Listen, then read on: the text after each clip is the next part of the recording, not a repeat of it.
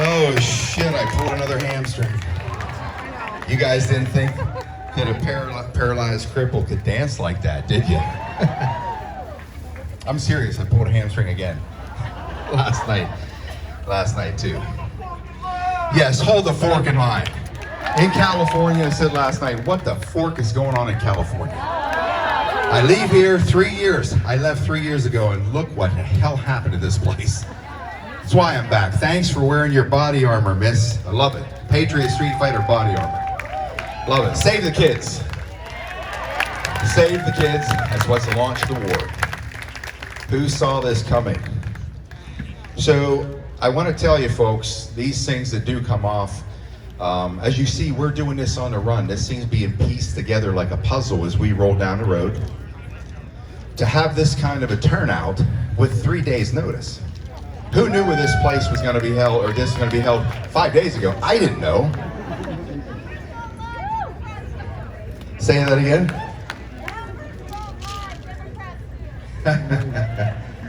Democrats working seal bags.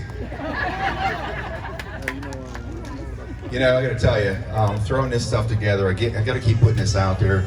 Lee Dundas is a miracle worker. Her and her husband just keep pulling this shit off left and right. It's unbelievable. Yes. And these things always, there's a lot of work that goes on behind the scenes. There's always guys like Gio and her husband Steve. These people just are working their butts off. Michael's helping us out behind the scenes to make this stuff happen. You know, and these people always make us look good. So please give a big round of applause for these people back here that make this shit happen. It's not easy.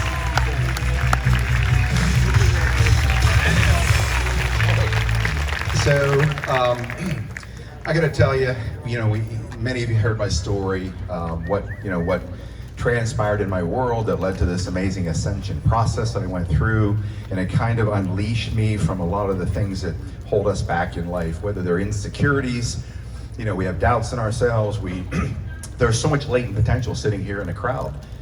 And one of the reasons that I set in my mind when I was laying in that trauma center, waking up to that nightmare, and you're paralyzed, you're broken beyond repair, and you learn that they did what they did to me. Like Sasha says, the guy's a forking cyborg, right? They put enough metal in me to build a bicycle.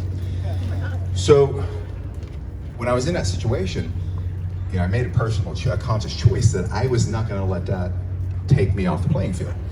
That I was going to use this catastrophe that left me paralyzed, broken beyond repair, had to be taken care of like an infant for quite some time. That because my passion was quantum physics and epistemology, metaphysics, philosophies, things that I studied for years and years to try to find an answer or a blueprint to how this whole thing works. All those things were preparing me for what we're probably doing today, because quite honestly, I walked away from God in '99. I just said, fork you, literally. It wasn't Patriot Streetfighter language, it was a real deal. And I'm done with you, drop the anvil, I don't care. Studied divinity for 20 years, looking, it's 300 days a year. My head's in that beautiful book. But it wasn't giving me what I needed, and I went down this pathway, looking for enlightenment. and my enlightenment was delivered with a sledgehammer. And when it wipes out every part of who you are, I went from all my adult life being a high performance athlete to being completely destroyed, trapped in a shell, you can't get out of it, pain beyond comprehension, and you can't get out of that. And you ask yourself, where do I go from here?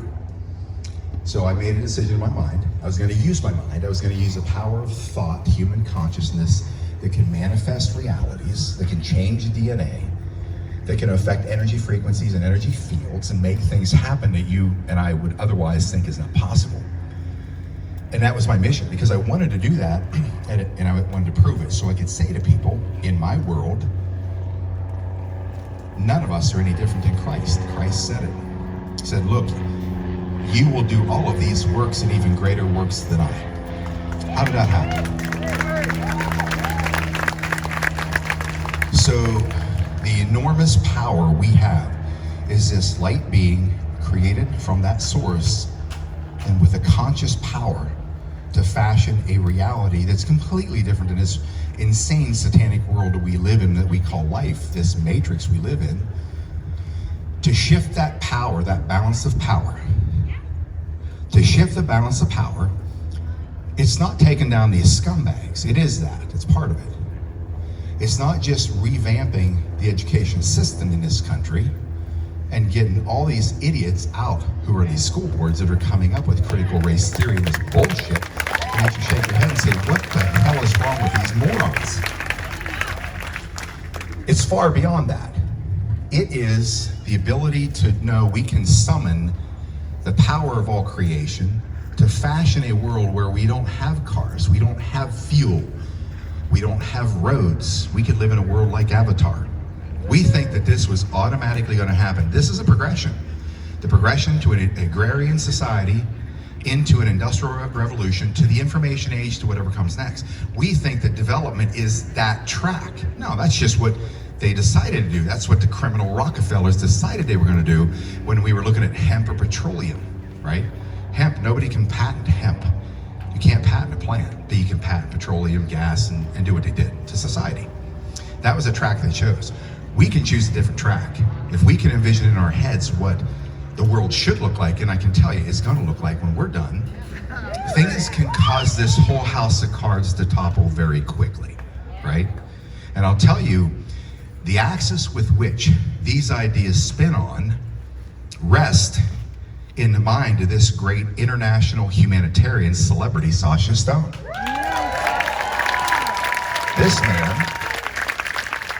This man saw that light decades ago, quarter century ago, walked into the mouth of the dragon, Vatican, United Nations, all these criminal, satanic, corrupt organizations, worked his way inside to learn what he learned, and then has been on a constant attack. It took 25 years to get this. If we had 2 months to plan an event like this, we would have 50,000 people in an arena. We do this in a couple days and boom. You know why? Because all of you are ready. We're all ready. We're all ready. And whether you know it or not, you're ready. Some of you don't have a choice. You know, we talk about the Earth's heating up, man-made, whatever it is. We know that's bullshit, but the Earth is heating up, right? It is. NASA will tell you all the planets are heating up, all of them. That's true. And the reason why is our solar system is traveling through a highly charged field in the universe. That's causing the sun to burn hotter, which inadvertently heats up all the planets. If you don't believe me, I ask people this all the time. You're a little kid, you're gonna draw the picture, you grab your Crayola crayons, and if you're gonna color grass, what color crayon do you grab? If you're gonna draw a tree, what color crayons do you grab? Brown and green. How about the sky? How about the sun? Orange and yellow. Tomorrow at noon, look at the sun at high noon. Tell me what color it is. It's white. Why? It's burning hotter. That energy field is changing the consciousness of the planet. Literally, the planet, this is a sentient being that you live on. It's an sentient being. It's not a rock with a bunch of dirt and trees. It's an sentient being. The sun is an sentient being. Have you ever heard that before? From the education system, from scientists, from NASA, from government? Of course not. They don't want you to know that. They have found a way not just to reduce your power, to mask it completely. The reason I know that we, together, now, are gonna kick the living shit out of the cabal powers, because everybody is hearing this message now and they're starting to rise. I assure you, a lady said to me, she said, Scott, I had to look at her eyes. She said, Scott, tell me that we're not going, tell me that, are we gonna lose? Tell me we're gonna win. And I looked at her and I said, listen, we're going to fork and win. I promise you that we are going to win. I have no doubt, no doubt. Believe me, I know there's a flaming arrow out there looking for me right now. Right? And they can go fork themselves. Here it is. Do what you think you're gonna do. Go ahead and piss off 10 million Patriot Streetfighters in the United States. See what happens next. So, but because they're in a death spiral, I can stand up here and be cocky and brave, but they're forked, they're in a death spiral. If they had the upper hand, I'm not quite sure I'd be on the stage today. I'm not that brave. But I can tell you that the only thing that the Alliance powers are waiting for, the only thing is you. They're waiting for you. They are doing what they are doing, and they've been doing it. The latest intel I got, I have a number of intel, 3 intel sources. Latest intel I got, now this is what I heard, all right? I know this is gonna be recorded, and there is one channel out there, has about this many subscribers, made a career on this channel of attacking me every day.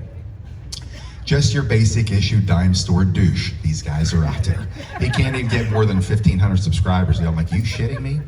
There are people making 6 figures a year on me, Patriot Streetfighter, because they grab my stuff, upload it, monetize it through YouTube. They kick me off. I'm on channel 15, but they'll let these other people take my stuff and make money on it. Why do they do that? Because I tell them, take all my information, pump it out there in the world, get some money out of these scumbags. Susan would just get YouTube, get money out of these scumbags. I can't. Just get that information out there. But this moron can't get anywhere, and he's an attack machine. I'd like to tell you his name, but I don't want you to go looking for him, because he'll be stupid enough to think that he's got a lot of subscribers because you really are interested in him. He's a sad, sorry son of a bitch. I hope I run into him one day, I really do. I'm sure I will. But the simple fact is this. There are, as I understand, really tribunals going on in the White House and underneath. I understand that's happening. I believe that. I understand that they have found thousands of bodies of our thousands hung up on meat hooks. Yeah, these people are sick. They're sick. And the adrenochrome machine that exists under that White House is far bigger than they ever imagined. In my opinion, because that place is laid out in a satanic order, they need to raise that town to the ground. Washington Monument, the White House, the Capitol, raise this whole thing to the ground to erase that part of our history, because we can no longer allow anything with that frequency to exist in our new world. That's why I don't allow people to look me in the eye and lie. I call bullshit on everybody and everything. Everybody. I don't care who you are. I don't care if you're my best friend. What I have learned to do, especially in the last 5 years, because it's mission critical now, anybody, and you I know you're doing the same thing, but anybody that gets inside this circle, I now call it the Patriot Streetfighter ring. If they bring an energy frequency that doesn't fit this mission, they're out. I don't care about hurt feelings anymore. I don't care if people get mad at me. I don't care if I make a lot of enemies. In fact, I'm hoping to make a shit ton of enemies, because if I don't, that means the status quo continues. We can't afford the status quo. The longer that everybody sits in these seats and thinks about getting onto the playing field and fighting, the more kids we're going to lose in grotesque ways that you can't even imagine. That's why I decided to start this war. When I blew a gasket, January 2020, I had already been down the rabbit hole of what's going on with our prized possession. And I saw terrible things that keep me from sleeping at night. And then they threw into the pot, they unleashed their next 2 weapons on us, and that was Antifa BLM. And when I saw that the criminal scumbag class of politicians, legislators, state and federal, police forces, police commissioners, corrupt DAs, mayors, governors were going to allow this stuff to continue, that's when I blew a gasket, and that's when I decided, you know what, I'm going to call my friend, I'm going to start a radio show, The Tipping Point. It was going to be a show on human consciousness and spiritual ascension. It turned into a high-octane, full-throttle truth hammer day one. I couldn't stop myself. And I haven't been able to stop myself ever since. I'm certainly glad my mom's not here for me to look into her eyes the way I now talk, because I couldn't take that. What happened to my son? And so I threw out a fork bomb at the church last night. We were in the parking lot, it just came out. I was like, what the fork happened to California, except I didn't use Patriot Streetfighter. I threw the word out there. Oh yeah, what the fuck happened to this place? So, and I know people get a little offended by my language. What happened? Oh, we tone it down, Patriot Streetfighter language, so we get away with a lot of stuff. But here's the thing.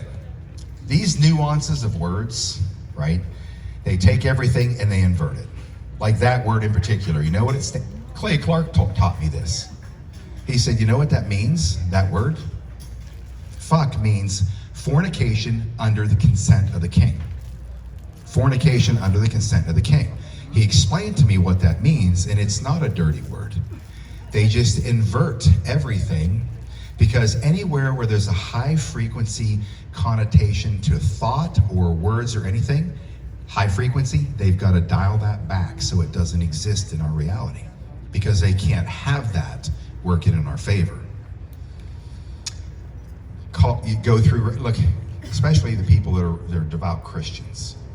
You know, I studied divinity for 20 years and I walked away from it, because sometimes we get in these parameters and they're so narrow and dogmatic, people can never unleash themselves. I unleashed myself from the dogma of Christianity.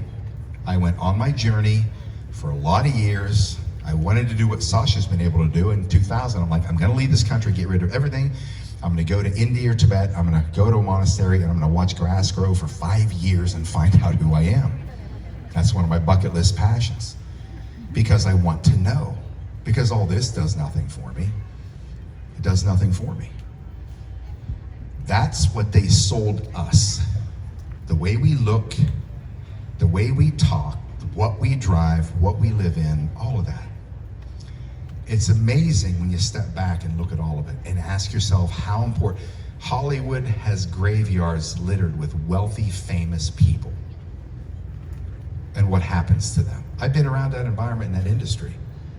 And it's sad to watch these things happen. I've been up close, and I won't mention any names, people in my life, but I've been up close. It's very sad. The only two purposes we have here on this planet in this experience, as a spiritual being having a human experience, not the other way around, there's only two things that matter to us as spiritual beings: to love others and serve others. Nothing else will you find happiness. There's nothing else. Am I right?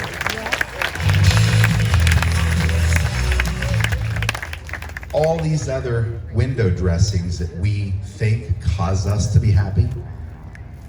How exciting is that new car a year from now or 2 years? How exciting is that house, beautiful house, 5 years from now?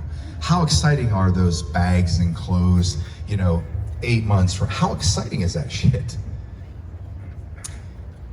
At this point in my life, having come out of poverty, abject poverty for 7 years, being crippled, paralyzed, homeless 8 months later, I was put in a situation where somebody put an ultimatum in front of me. And that ultimatum was that I was gonna have to fight tyranny, or I was gonna be homeless, crippled, penniless. My company was going down to the bottom of the ocean, burning all the capital, trying to survive it all, lost everything. So when I had that ultimatum put on me, I took the fork you option. And that's what happened in my world, because I knew I couldn't win 2 wars at once. I could not learn to walk again, no matter what they told me was not possible, if I had to fight this war over here. And believe me, it was tough. Some people saved my life. A friend of mine took me in his early 70s, former client up in Los Angeles, wonderful man, gave me a place to live for 3.5, 4 years. I never went on disability. I could not have this seed in my head that I was disabled. I would rather be broke and hungry, which I was for a while, until I broke down, and 2 years later and got an EBT card for $192 a month. But I knew the only thing that mattered was this and this. I had to draw out of me what I knew was inside me because of where we come from. And once I did that, I was going to show the world, imagine what you can do from where you sit when you're not paralyzed, completely broke, humiliated. All the people that say they care about you walk away from you. All of them. Just like they're walking away from you because you're awake. People tell me I'm losing all my friends, all my family. You're still looking at this wrong. You're gaining all your new friends. You're gaining your new family. It's happening right here. God is moving all of that out of the way so you can be with the people that are going to help you spiritually ascend. Don't get connected to anything. Don't get tied to anything that doesn't bring you high energy. Because it'll bring you misery, it'll bring your glide path, it won't be a steep upward, it'll come downward eventually. That's the only thing that matters in your world, in your life. So you gotta let go of the old, where it doesn't fit you, where it doesn't bring this thing in your heart, like what I have out here, coming in here, having all of you. Look, at the end of the day, standing around, standing here, shaking hands, hugging people. My guys will tell you they have to carry me on the bus because I have enough metal from here to the ground to build a bicycle. And it doesn't really blend well with my bones, right? So it becomes very painful, and they actually have to carry me on the bus some nights. And they keep telling me, you gotta sit down, Scott, you've had enough. I can't let go. I cannot miss one person. I can't not get another hug, another kiss, see crying eyes or whatever. I can't walk away from that. I just can't. Because it's the most valuable experience of my lifetime is that I get to see what I see in your eyes. And you tell me every day how important it is that I'm fighting this war, that you're so grateful that I'm doing what I'm doing. And I'm gonna tell you, quite honestly, I'm doing this because I'm pissed off. I hate these fucking scumbags so bad, I'll come out in the open and fight them and call the bushes criminals, drug traffickers, child killers, murderers. I live in Dallas and I will call them that every day. But I have selfish intent because of what your souls feed me every single day. That's a selfish intent. It's addictive. To me, you are my crack. I swear to God. I can't not be around you people. I can't. So that's why I can't walk away. So just take on a different level what that's like when you all come here and you start connecting with each other and you start exchanging phone numbers, you fall in love with people around you. And the great thing is you got a guy here, it's a mechanic, here's a guy, it's a surgeon, and they have a conversation and they have so much in common. Society taught this guy that he's not worthy to be in a company of this guy or this woman. It's so freaking absurd, right? If there's a chemical, like finding a mate, a relationship, oh, I can't have this guy. I've had beautiful women in my world, but I was involved in 5 startup companies over 15, 20 years. You're swinging for the fence. You're looking for the home run. I needed to win big before I entered politics to run for the US Senate. That was my track. But I had beautiful girls, fell in love, they fell in love with me. But because I wasn't knocking out of the park, you are absolutely perfect, madly in love with you, but you don't make enough money. They don't come out and say that to you. It's all the things that tear your soul apart over and over and over and over and over, right? Because I bought into that reality of the Matrix. These, I don't blame them, these are things that the Matrix puts on us. So many people out there could be incredibly happy with somebody that they aren't with because they categorize them in a way that the Matrix taught them to categorize. The only thing that should ever matter is when you meet people, what feeling do you have? It's feeling. It's the sixth sense that they erased from us. What does it feel like? What magic comes from that person? I fall in love with men every single day. Big beef ranchers coming up to me in Nebraska. What do? They shake my hand like they're like it's a bovine frickin' femur, like holy shit, bro. What the hell? Right? Hands twice the size of mine. They put their hand on my shoulder, looking down at me, and they're telling me, you have no idea how much we appreciate, Scott, what you're doing for this country. You have no idea. They're crying. They're crying. I'm looking in their eyes, and I'm like, I brush it off. I'm like, you kidding me? You have no idea what you're doing for me, allowing me to do this for you. I'm trying to brush it off, give them an out. They don't stop. Their eyes are sweating, watering. You don't understand. I've watched big grown men cry. You know what? How can I not fall in love with these people? That's why when I give these guys hugs, it's like my dad. I grabbed the general for the last 15 years. Come here, Pop. He never touched me. I finally got to where I can corner him, capture him, and hug him. Then I kissed him on the cheek one day. The guy damn near shit his pants. Like, you know what I mean? I'm not gay, like what, you know. It's like, calm down, Pop. Yes, you are. Forking with him. But it took me 10 years, and now when I get a hold of the guy, my brothers-in-law, they're kind of tough rednecks in PA. Same thing. They don't even try to get away. When I'm leaving, I haven't seen him for a while. When I give him a hug, kiss him on the cheek, right? They don't do this anymore. You know, To them, it's kind of funny that Scott being Scott, like just working with them. No, I'm giving you a kiss on your cheek. Pretend I'm Italian or Jewish or Palestinian, whatever. All right, just roll with it, bro. But to me, that to me is the magic that we now have, because we see the world differently. We're all fighting together. I'm hoping you're all fighting together. I'm hoping you're going to school board meetings, going to city council meetings, get it in their faces. I mean this, fight, get in their faces, because you're not the only one. It's not just you anymore, it's us. When these people get in the faces of all these scumbags on school boards, city councils, DAs, police commissioners, corrupt people, state legislatures, clear to Washington, D.C., when the masses of people rise, like Vail, Arizona, they run. They get in their faces. You don't have to beat the shit out of them. You have to touch them. It's all this energy. It's this vibrational energy, conscious thought. We're sick of this bullshit. You guys in this critical race theory, all this stuff. All of you standing up. We outnumber these bastards by the billions. Once everybody stands up, they're scared. They've never had opposition. They've never had opposition. Cordy Williams told me, he said, Scott, down in San Diego, we have 167 seats run unopposed in the county.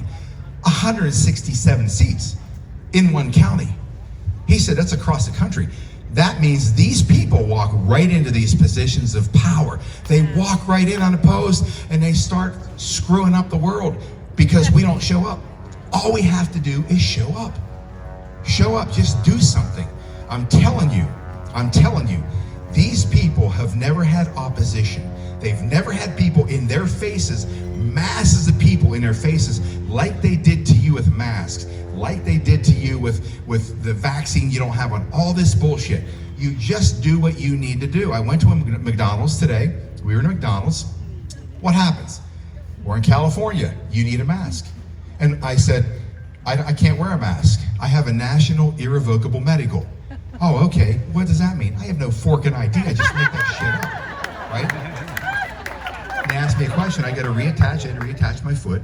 I have reattached limb, and I can't have any impediment of blood flow. More bullshit. But if they say something stupid like you need a mask, wow, that was forking stupid.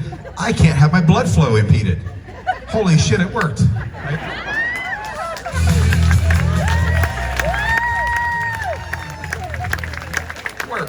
It works every time.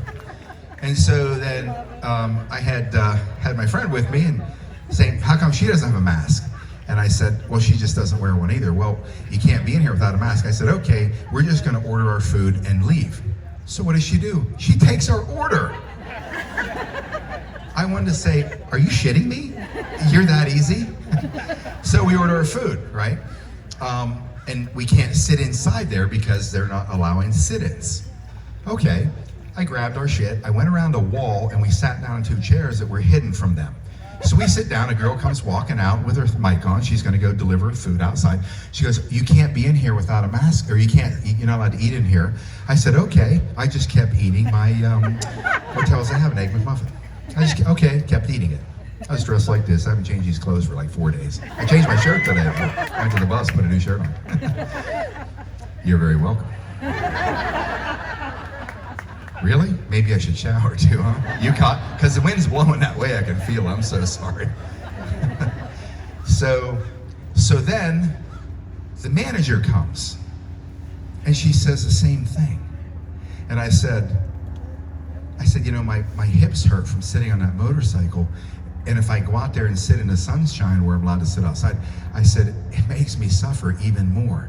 She goes, okay, and she walks away. I'm like, are you shitting me? And then we're getting ready to go, and here's a chain, and here's a sign, restrooms unavailable. I gotta take a leak, right? So what do? I go under the yellow chain, I go in there, flush the thing, it's working, I use it, I leave, right? I don't put up with that bullshit. Like, what are they gonna do, have me arrested? I can make up an amazing story. I can tell lies like you can imagine. Give me one topic. Yellow cat. You know, when I was a little kid, I was 5 years old, and I was going to Little League practice, and a yellow cat walks right in front of me, and my bicycle tire had one of those little, we used to put those clothes clips. Put a cart in there, so go. And so when I was driving past that cat, the cat heard that noise, got scared shit out of, jumped up in the air, and ran to my neighbor's house. And then all of a sudden, I hear pots and pans banging because she jumped up, pans were in her hand, it hit the floor, and then I started hearing broken glass. She runs out of the house screaming because the cat's going crazy inside there. She runs over and jumps on the back of my bike, says, "Pedal your ass off. We got to get the hell out of here." I'm going down the street. Here comes the fire truck. I could do this all day. I can make up shit that I'm the best liar on earth. So whatever they're going to come after me with, I'm going to tell them something so forking ridiculous. They're going to say, "Holy shit, that sounds real." Okay, I'm out. So I don't know where I'm going with this. I'm just having fun tonight. I'm exhausted, actually. My brain's not really working really well tonight. But I'll tell you this. You have to be willing to fight. If they're going to get in your face, get back. Go back at them, full speed, full throttle. I did this from day one. There was no formula. Nobody had a game plan. I walk into an Aldi, and all this bullshit's going on. I'm never wearing masks. And these two people in the store, they're probably 30 years old. As I stand in line, guy turns and says, "Oh my God, can you get back? Can you back up a little bit?" I said, "What's wrong?" He goes, "You don't have a mask on."